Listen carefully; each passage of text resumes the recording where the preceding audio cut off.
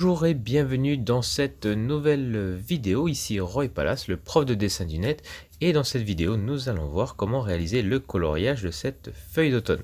Donc juste avant de continuer cette démonstration, je vous invite à cliquer sur j'aime, sur partager, à vous inscrire à la chaîne YouTube en cliquant sur le petit bouton rouge en bas à droite pour pouvoir avoir plus de tutoriels, parce que ça fait longtemps que j'en ai pas produit et je vais en réaliser un petit peu plus souvent maintenant. Donc n'hésitez pas à vous inscrire. Donc c'est parti, on commence l'esquisse. Donc on voit déjà que je suis à la moitié du dessin. Vous avez vu que j'ai tracé simplement une petite ligne médiane pour réaliser le centre de la feuille, et ensuite voilà, je m'occupe des contours. Donc une première ligne assez bombée en haut et en bas, ensuite sur lesquelles je viens retracer des petites courbes, des petits reliefs, voilà, pour terminer le contour. Des contours que je vais progressivement affirmer un petit peu plus. Je vais repasser, vous allez voir dans le reste de la démonstration, pour donner du relief et faire détacher cette feuille de la page blanche progressivement à mesure du remplissage avec les crayons couleur.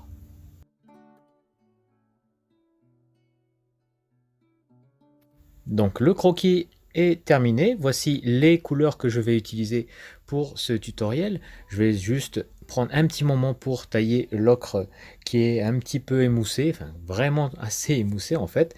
Et puis je vais pouvoir commencer avec la création du nuancier. Voilà, donc c'est parti. Je prends l'ocre qui va être la base de ma colorisation, donc la première couche. Voilà, je remplis quelques petits carrés imaginaires pour commencer à faire les petits mélanges. Donc le second carré, j'y superpose du rouge. J'en crée un troisième et tranquillement, voilà, un quatrième, et je vais essayer les différents mélanges avec du brun, avec du rouge, du jaune, et voir quelle couleur j'obtiens et où je pourrais éventuellement décider de les placer pour mieux représenter donc cette feuille. Donc le jaune donne vraiment un côté très chaleureux, donc ce sera parfait pour le bout de la feuille. Les couleurs plutôt chaudes et sombres vont être parfaites, elles, pour le contour et également le sommet de la feuille. Vous notez également que sur certains essais que je réalise avec ce nuancier, il y a des essais avec deux couches supplémentaires, donc des fois avec de l'ocre, du rouge et du jaune, et quelquefois simplement avec une seule couche. Donc ça montre vraiment qu'on peut, même avec trois couches, donner des petites touches, des teintes riches et variées, donc au moins jusqu'à trois couches successives. Et on peut également, avec des couleurs de plus en plus sombres, revenir pour obtenir des tonalités assez marquées. Donc on commence tranquillement le remplissage avec l'ocre, et on va tranquillement faire... Voilà, on va également repasser sur le croquis pour éviter de rendre toutes ces lignes invisibles après la première couche. Donc je fais le premier remplissage et je reviens après.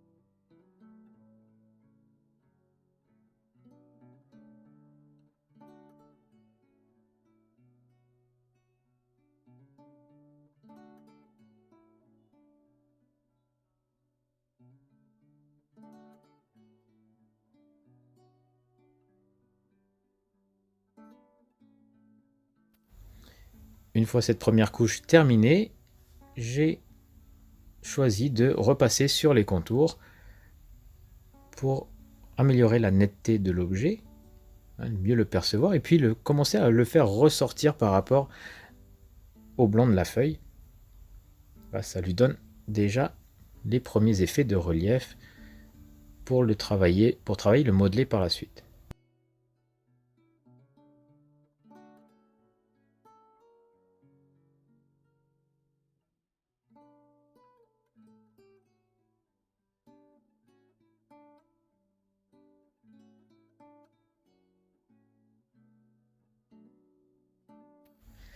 Quelques retouches ici et là de d'ocre pour affirmer un petit peu certaines zones, pour rajouter de la matière et puis enlever des zones de blanc, donc le rendre un petit peu plus opaque.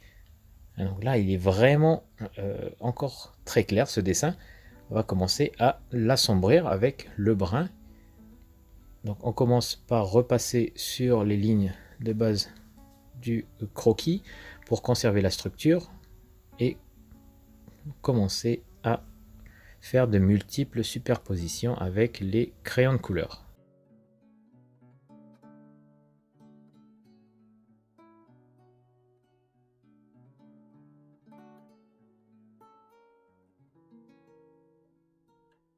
Je commence le remplissage de la seconde couche avec du brun en commençant par le sommet de la feuille et progressivement je vais remplir, voilà, avec une petite subtilité, c'est que je vais dessiner quelques petites gouttelettes de rosée.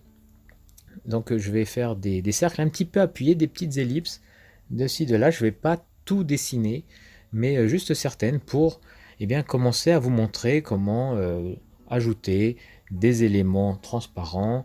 Et vous allez voir qu'avec même très peu d'effets et très peu de travail, on peut déjà donner l'impression de rosée, de petites gouttelettes d'eau sur un objet.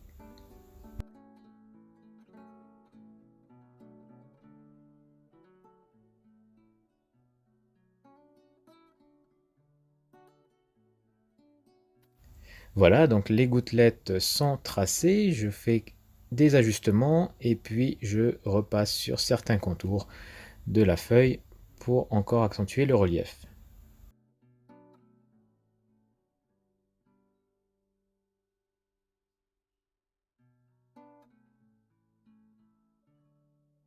On va commencer par le rouge, on va commencer à jouer avec les couleurs et puis à les varier un petit peu.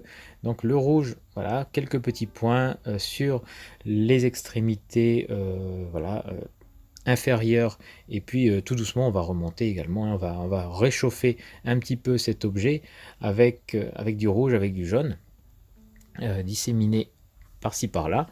On va passer une seconde couche également d'ocre entre les gouttelettes pour créer de l'opacité, parce que le dessin reste quand même très clair à ce niveau-là, et il va falloir donc le rendre plus opaque, lui donner plus de présence. Donc une deuxième couche avec des petits cercles très serrés pour le remplissage.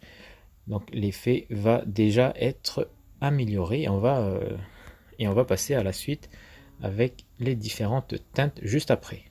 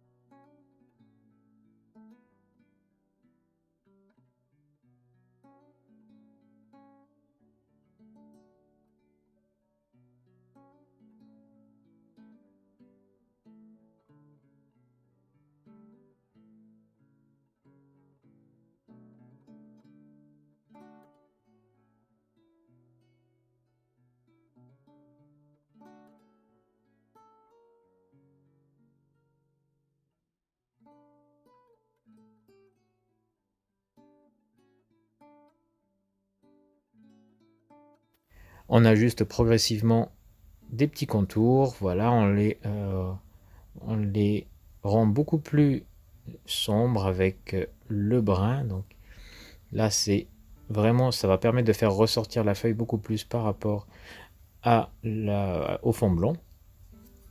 Et puis, on va pouvoir passer aux différentes teintes, en tout cas au travail de mélange juste après.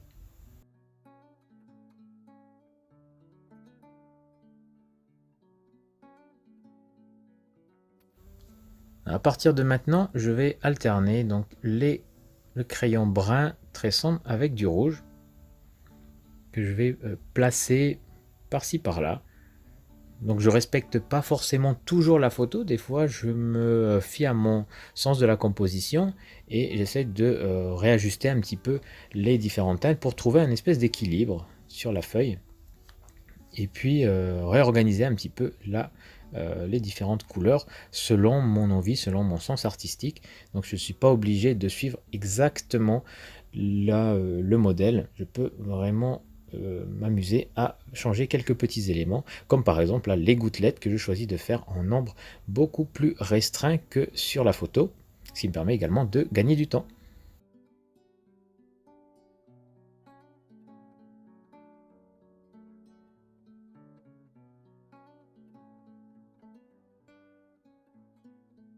Donc on passe au travail de couleur chaude avec le rouge et ensuite on va s'attaquer aux teintes avec le jaune qui va nous permettre d'obtenir euh, de beaux reflets orangés.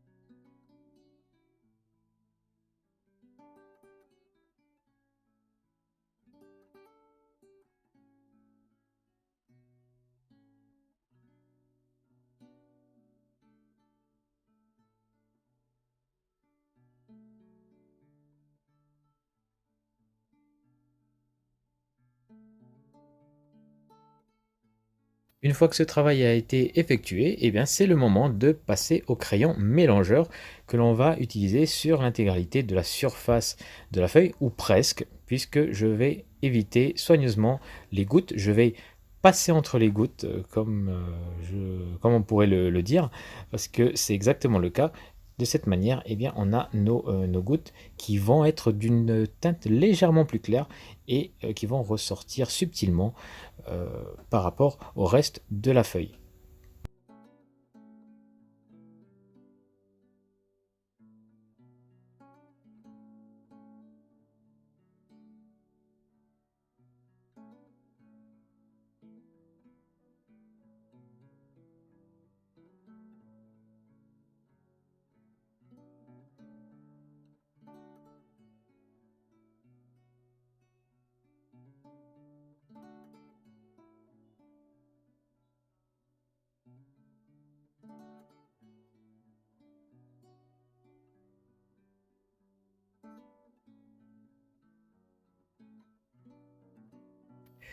Une fois le crayon mélangeur utilisé, on a un beau rendu avec de beaux dégradés. Là, ça uniforme vraiment toutes les couches et on a des transitions vraiment très subtiles, très jolies, très délicates entre toutes les couleurs.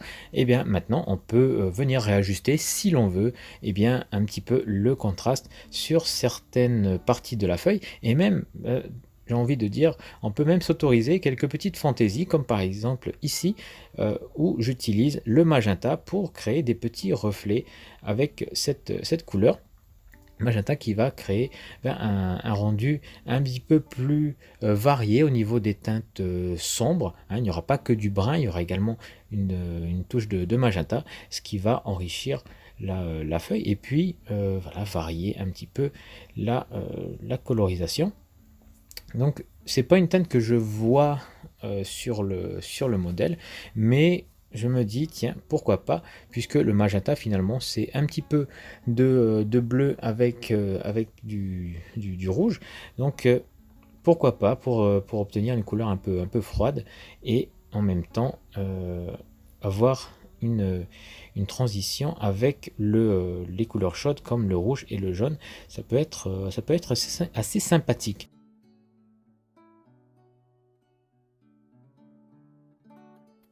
Donc voilà pour ce tutoriel. Je termine les différents petits détails, je fais des petites tentatives de réo avec du pastel, avec du fusain blanc, avec de la craie, et ce n'est pas très heureux, donc je vais utiliser pour la prochaine fois une arme secrète que je vous présenterai dans une prochaine démonstration avec avec comme modèle donc des gouttelettes pour créer la transparence. Donc d'ici là, eh bien, je vous souhaite de faire de superbes dessins, je vous souhaite de bien vous porter, et puis voilà, n'oubliez pas de cliquer sur j'aime si vous aimez la vidéo, sur je n'aime pas si vous n'avez pas aimé, sur partager, et puis de vous inscrire à ma chaîne YouTube avec le bouton en bas à droite.